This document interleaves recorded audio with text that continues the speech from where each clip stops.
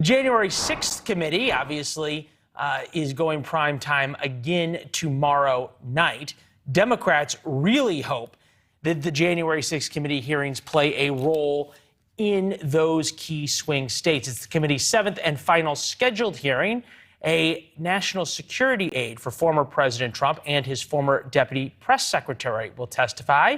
NewsNation's Kelly Meyer up late with us tonight from the nation's capital with who this is and what it means. Hi, Kelly. Hey, Leland. Well, much of the hearings so far have been focusing on the days leading up to January 6th.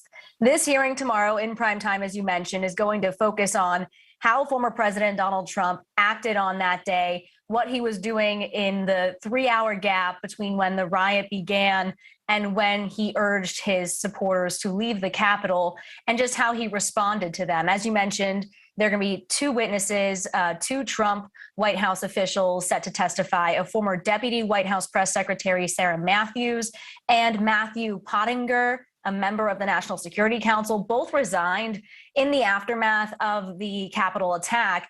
The committee doing this in prime time for a second time. The first hearing, which we were covering, was 2 hours long and also in prime time.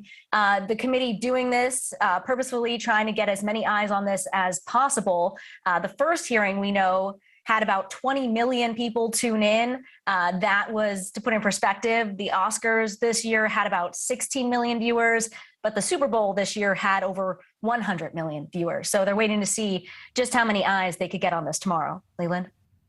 Yeah, exactly. And whether they can show us something that we sort of didn't already suspect, which is what's been promised out of the committee. We're watching President Trump's motorcade from when was January 6th. How does Rudy Giuliani play into all of this, if at all? Well, he's been ordered to testify before a grand jury in Fulton County, Georgia. We know that Trump and Giuliani had been ordering Georgian officials there to change the results of the 2020 election in the Peach State. So a special grand jury in the state there, they're hearing evidence in an investigation into possible 2020 election interference by the former president, a New York judge ordering Giuliani to testify. He didn't show up at the July 13th hearing to challenge his subpoena for testimony. The subpoena saying that during legislative hearings that Giuliani falsely claimed that there was widespread voter fraud in Georgia. Now he's set to appear and ordered to appear on August 9th.